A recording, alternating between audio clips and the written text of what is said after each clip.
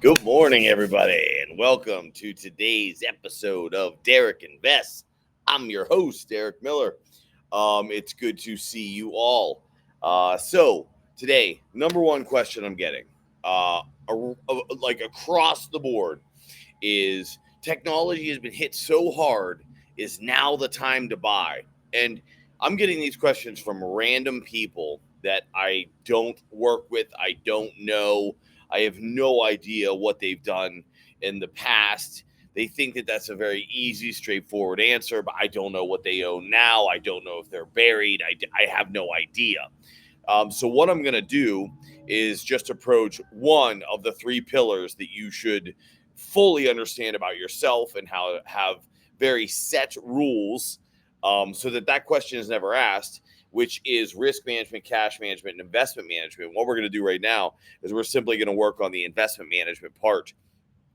After the drop in stocks yesterday, I've gone over several times what a legitimate fall from a high price looks like versus what a giant price moves down to invoke fear in you to get retail, the less knowledgeable, the trend followers, get all those guys selling.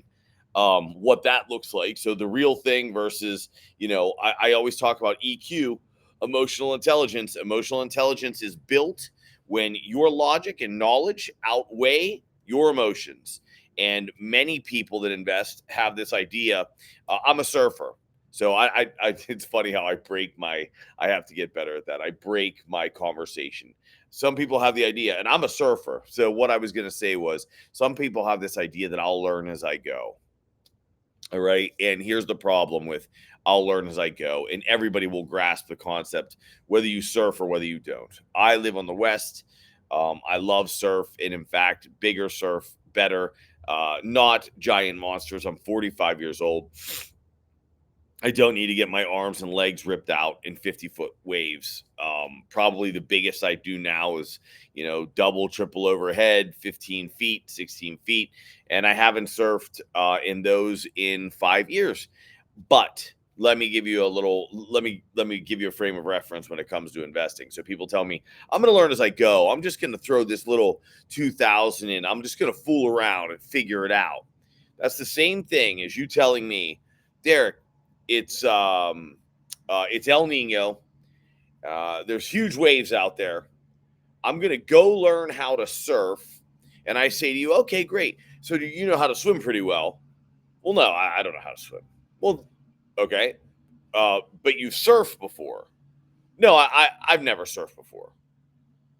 Okay, um, why do you think that's a good idea? Well, this is a flotation device. That's your YouTube, your Twitter, these financial guys you follow that are giving investment advice all the time. They're my flotation device. They'll make sure I don't drown.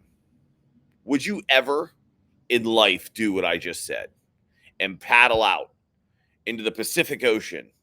I don't care if it's 6-foot waves. And by the way, 6-foot waves, if you've never surfed before or been in the Pacific Ocean, would terrify you. The power of the ocean is an amazing thing. It's a beautiful thing. And I compare the market to the ocean because it's ever changing, it's powerful. And if you don't know exactly what you're doing, you're going to die in it. All right. And so when someone asks me, well, tech is fallen a lot, should I buy it? That's this, and I ask you a few very basic questions, and you don't know the answers. What you're telling me is, I'm gonna figure it out as I go. I'm just gonna paddle out.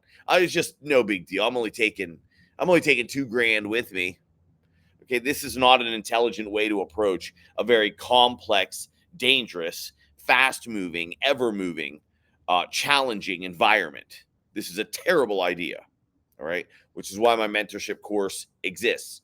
For those of you that what I just said resonates with you and makes sense, I start my mentorship course in 2 weeks. I have 4 participants already. 4 people have signed up. I have slots for 6 more students to take on. We do education twice a week. I have time slots twice a week for the education. We do Q&A twice a week. You get notes on every single session. And it can get pretty personal in that I help you build out your risk management, investment management, and cash management profile so that you can set up some rules for yourself. And then once that's complete, typically you'll end up following me, and you get weekly updates as to exactly what I'm doing in each of my 3 portfolios. So if what resonated with you about surfing and not just saying, I'm going to figure it out as I go, my mentorship course is a great way to get yourself started and structured. There's no shortage of information on the internet, folks. I can give you all the information you want. You want to know the biggest buyers and sellers on Wall Street. You want to know when that stuff's happening. You want to know where all the orders are for market makers. You want to know where big orders lie in retail.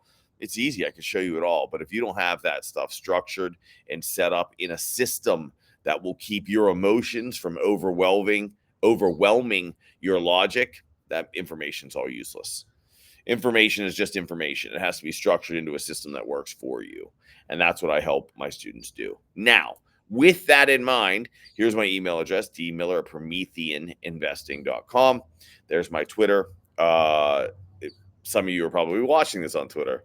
Derek Me 752-636-05. And then my LinkedIn is Honest-Trader. All right, everyone. So with all of the stuff that I just said in mind, and I mean all of it, and that's not that is not hubbub, believe me. I could use a million references if you want, right? All would have to have pain infliction, because for those of you out there that think you're following trends and think that you're going to use moving averages and Fibonacci and what else, RSI and Bollinger Bands or whatever it is, how did yesterday treat you? All right. Yesterday was your red flag, by the way. If you're out there right now and you're investing your own money and you're trading, you think you know what you're doing because you've lived through one of the longest bull markets that we've ever seen. Yesterday was just a signal to you. Hey, maybe I don't. Now you can accept that signal, and that was very little pain yesterday. That was absolutely nothing. Nothing. Now, what we're going to do is we're going to go through and start taking a look at some tech. We're going to look at a couple asset classes, and we're going to try to make sense of what happened yesterday and what do we do moving forward? What are the things to buy? How can you avoid yesterday, which really, I hate to break it to you, was very, very easily avoidable. If you didn't avoid it and that doesn't resonate with you and you think that that's not possible, you should look back at my Twitter feed, where I do not ever delete a single post. Never. I never delete a post. I put up all my live videos and all my charts, and it'll show you that as the market was rising, I am buying certain things and I am selling certain things, meaning I'm going long and I'm going short. And I do that in every market, and I do it all the time. And that is what protects you from days like yesterday. And also, by the way, go look at my shorts through this entire rising market and tell me that I'm not making money shorting. I am. And guess what? I'm making money going long as well, because we're in a rising trend market, and we still are. But when days like yesterday hit, I get to smile because my shorts absolutely explode. And the money on the short side is incredible. And then on the long side, because I know what I'm doing, I realize that I can start scaling into my longs a bit more. Right? I don't rush in and I don't rush out. You have to scale in and out of positions, and you should be doing that on the long side and the short side at all times. That is how you protect yourself from risks like yesterday, which are going to become commonplace, by the way, with this new trend following AI, machine learning society that we're living in. Yesterday is going to become very common. That's going to become the normal. So if you don't know what I'm talking about, you better reach out to me and let's get started, or don't if this strikes you the wrong way, because I like my students to like me and I like to like them. So if this strikes you wrong, I understand, not a problem. You can keep watching my information, but information without structure and systems and how to use that information, even my information, is useless, because you won't know when to scale in, how to scale in, and that's all based on you. So anyway, I'm talking too much. My information was just up there. Here it is one more time for you. Derek Me 752-636-05. That is my Twitter. Never changed my Twitter handle, but I did verify it. Here I am, so you know I'm me. My my LinkedIn is honest-trader, and email me dmiller@prometheaninvesting.com. All right, everybody, let's get started. So what's something that we want to take a look at? Well, we're going to go ahead and take a look at 20-year treasuries, which I've been telling you for the last 3 weeks have been a monstrous buy. My price point where I was totally in was 91.80. I started selling some off yesterday. It reached nearly 100. And so I started selling off some of those treasuries. Again, you're always scaling in and out. You're never just buying and selling, right? But I was fully scaled in at 91.80. And yesterday I started scaling out. That was big protection yesterday. The other thing you want to do is you want to look at stocks that have already taken a beating, a huge beating, right? On the downside. So right now, if you look at yesterday and you look at things like Next Era Energy, which I've been following, you can feel free to go look that up. CrowdStrike, which I've been following, feel free to look it up. APTV, which I've been following, feel free to check me out. Those things didn't even fall yesterday. In fact, I think they were all in the green. Not crazy, just 1% or so. But while the rest of the world was getting hit, those were in the green. Why? Because they're already beat down. Then we're going to take a look at some AI stuff like NVDA. I don't know if we'll get into semiconductors or not. We'll look at the indexes themselves because there is an interesting intersection of the S&P and the NASDAQ. If you understand how markets move, you understand the leaders lead and the laggers lag. And when a leader moves in a downward direction and it's less than the lagger, that means there's strength within the market. The leader still has the strength, which means you're still technically in an uptrend. And not to give it away, but we did see that yesterday. The NASDAQ was down 5.5% to start the day. The S&P was down 3%. They both finished the day down 3%, which actually means for the NASDAQ, that was positive. It looks like there's going to be a gap up this morning on the NASDAQ. I'm not sure about the S&P. I think it's a small gap up. If that gap fills and reverses, that is an incredible piece of information for the QQQs to run back to 490. That means there is health on this upside. If you watched my yesterday, I did 3 live streams yesterday because I knew people were concerned, and I am, after all, here to educate and help. And part of that is emotions, which is what gets in the way of most investor success. Investor and trader are interchangeable terms to me. I don't care what you call yourself. They try to make investor sound more sophisticated and long term, and trader to sound more short term and gambling, but that's just not the truth. They are both a very different grind that have very different results, but both take equal amounts of knowledge that are very different. It's taken me 25 years to understand both of those methodologies. I can trade long term, intermediate term, and short term. Any of those to any length of time that you want, as well as I understand how to structure and manage individuals' portfolios across different asset classes, which most don't. They're defined by an asset class. They're defined by a time frame. What I do transcends those things, and that was not quickly learned. That was 2.5 decades of my life. That is not short term. That took me a very long time to learn, and the information that I give out is valuable, and I don't see anyone else anywhere doing what I do, which does not surprise me. It was a lot of work and sacrifice to get here. So let's jump over. We discussed the NASDAQ and the S&P. Let's go ahead and just take a look real quickly at what type of trading activity was yesterday. I believe both of those indices were up. Both of those indices were up 100% in volume, as you can see. Largest volume bar. Let's go to a weekly. Yesterday was only one day, and it was a Monday, so it's not going to, I mean, it's still, look at that. It's still, yesterday exceeded the last, 10 weeks in volume. One day exceeded the last 10 weeks in volume.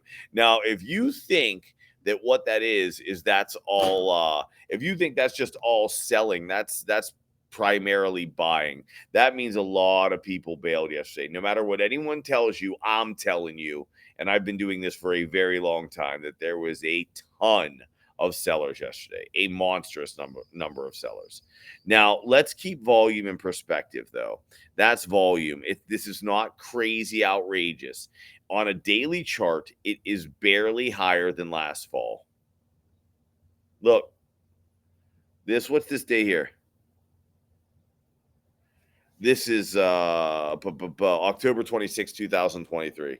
Volume was high yesterday, but don't get carried away. But for July, that's a monster. That's a monster day for July.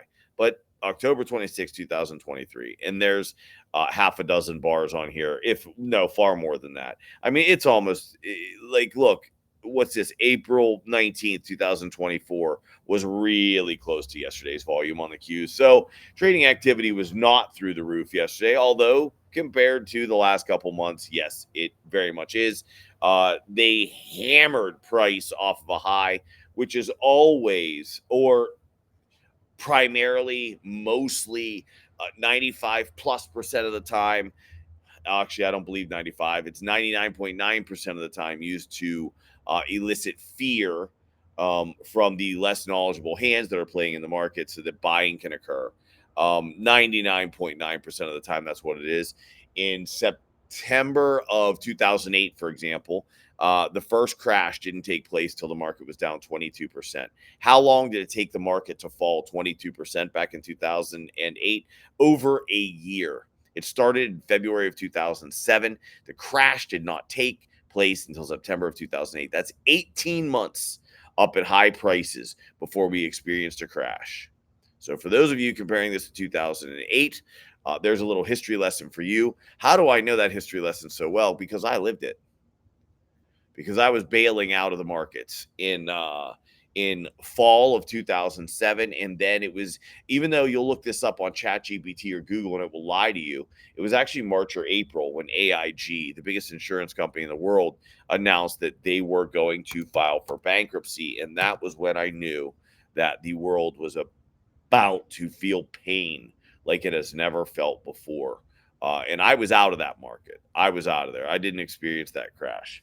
Um, but it's funny because history books say that AIG didn't go bankrupt until like September of '08, or didn't file for bankruptcy, or didn't admit they were going bankrupt or whatever. And that's just not true. It was March or April of '08. I mean, there were a million warning signs. And right now, the only warning sign you see here is a warning against machine trading and AI trading. That's all this is a warning for.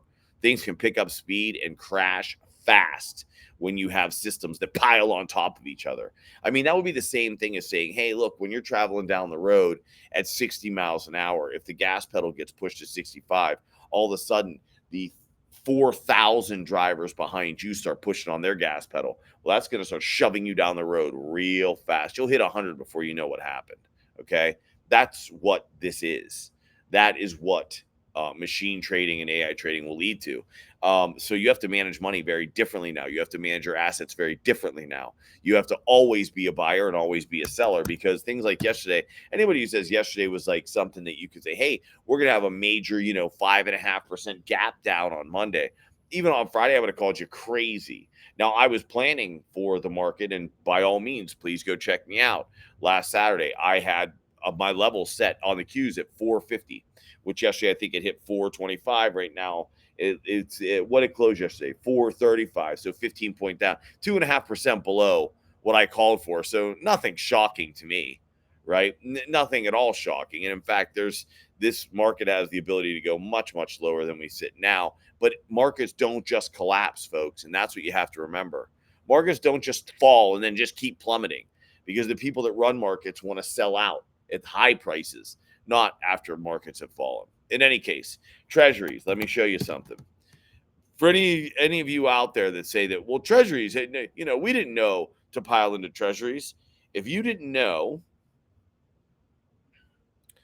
that this is an indication that everyone in the world that runs money was piling into treasuries, well, that is your fault. Oops. There we go. There we go. See all that trading activity? Now that's big trading activity, folks. That's a month. Look at that. What is that? 300% higher than even the fall? I mean, this right here is just buying like you've never seen in your life. So what does that mean? That means a couple of things. That means you can count on interest rates falling. It means that is U.S. Treasuries a flight to safety? Traditionally, it is. Is there a plan for something big to happen? Right now, I would say no. I would say that treasuries have fallen enough and rates have risen enough that the expectation is that that treasuries are going to they're going to rebound significantly. I mean, you have to understand this: the 20-year treasury, it fell from 172, 180 down to $80. All right, it's going to rebound.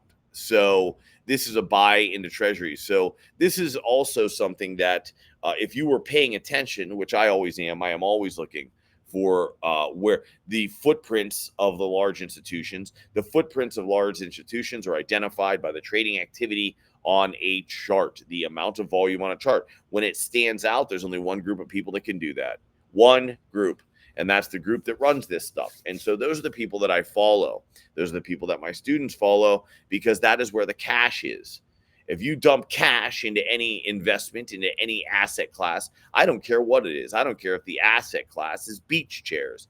If I dump enough cash into it, beach chairs will go from $20 a chair to $20,000 a chair, regardless of the asset and regardless of its value. So I am only interested in trading activity, which signifies cash flow. And for those of you watching, you should be doing the same. And if you don't know how to do that, you can keep watching, sign up for the mentorship, or take it a step further, which is what I actually advise everyone to do, which is one-on-one sessions, because this stuff is very personal. Now, we get pretty personal in my mentorship. I don't allow more than 10 participants. As I said, I have 6 open slots now. And hopefully some of you out there realize that, like, look, I am interested in doing this. I do want to trade and invest because that is how the smartest people in the world attain the most wealth. And I am not foolish. I want to be part of that. Hopefully you did realize that. And maybe you also realize that, look, I guess I don't know what I thought I knew. Now, let me ask you this with Bitcoin. What do you think that is? Now, listen to me. This is behind you. This is July 30th. Look at the activity on July 30th. Look at that. That didn't stand out to you? It didn't? You didn't realize something big was on the horizon? Really? Okay. I mean, as you recall, that was last week.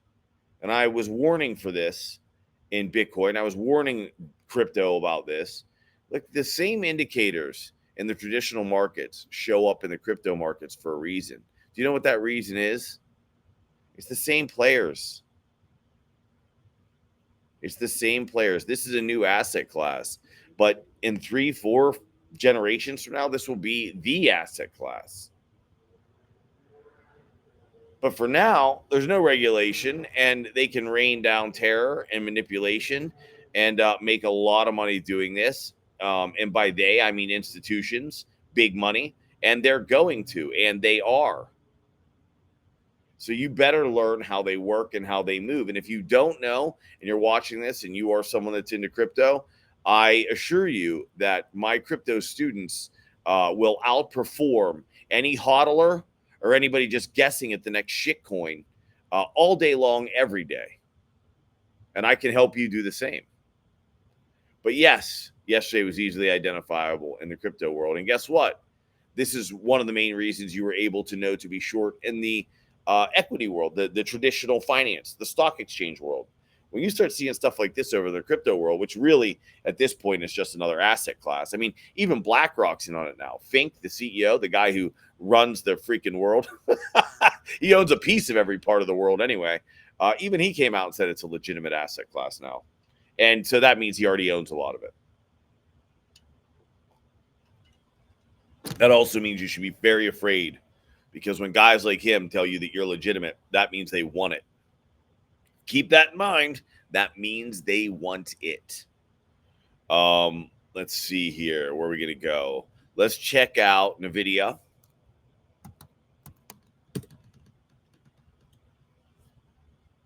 It's just filled the gap that I'd been discussing for weeks. That's all it did. NVIDIA was destined for 95. That was nothing was ever going to stop that. It filled that gap. So this could be a very good time for NVIDIA. I'm going to do another market outlook today, but I can tell you this.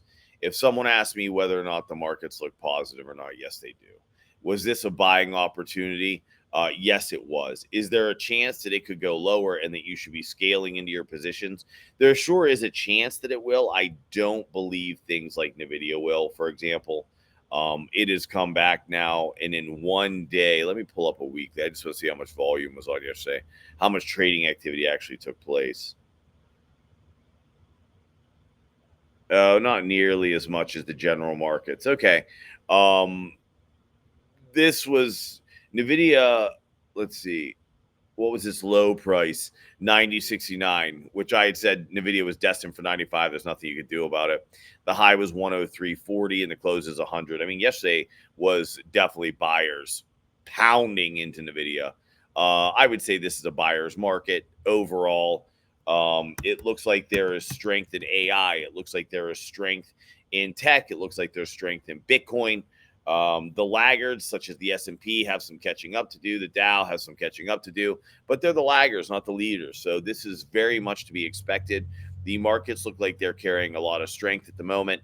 I that was does not. People were talking about circuit breakers and stuff yesterday. I don't see anything like that. Nothing that even resembles a reason to worry about any circuit breakers. Hold on, I'm gonna switch seats so you can see my face for the close of the show here. There we go. The sun's coming up, so when I sit over there, I turn into a shadow. In any case, I don't see any reason for that. The markets look like they're showing strength. Remember, though, you carry three pillars when you invest: cash management, which that's how much cash you keep on hand. And in markets like this, carrying 50% cash is quite normal, quite expected, and a very good idea, as you saw yesterday. Risk management. Okay, how much risk are you taking on? What's the upside of this position? What's the downside of this position?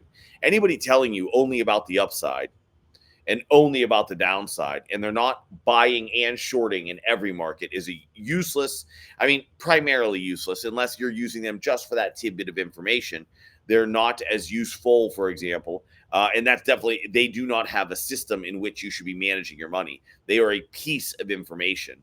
How to manage your money is far more complex. And so that's risk management, right? What investments, what's the upside? What's the downside? How am I managing that risk? How am I diversifying that risk? How am I spreading that risk out? When I say diversify, do not confuse that with asset allocation. That is a ridiculous, antiquated, false model that basically allows the financial industry to get paid on charging you percentages for assets under management when they don't even manage anything. And then finally, you have investment management, which is what we were discussing today. What should you own? What do investments tell you about the market in general? You would better know whether your indexes look strong or weak before you're buying individual positions. Okay. The one I talk about buying and shorting in markets that rise, that's very technical to be able to pull that off. That takes a lot of years of experience. That takes thousands upon thousands of hours behind a computer. They say you're a master in 10,000 hours behind a computer. I have probably spent 50,000 hours watching markets. So just keep that in mind. All right. Hey, listen, thank you so much, everybody, for joining me. Remember, if you're not good up here, you're not good anywhere. Okay. If you're having a rough day, if yesterday felt hard, use that as a red flag. Don't lie to yourself. The worst thing you can ever do in life is lie to yourself. Be honest. I got caught. I never saw that coming. Oh my God. I sold at the wrong time. These are all red flags. And it just tells you, hey, I need to find the answer. And maybe you don't think I'm the answer, and that's fine. But now at least you're admitting you need to find the answer, right? So listen, get outside today, smile, go for a walk. Hey, fake it till you make it if you have to. Fake it till you make it if you have to. But you haven't failed yet. Why? Because you're here. You're still here. You're still watching. So I don't believe you're going to fail now. Always remember, every day above ground's a good day. I'll see you all later.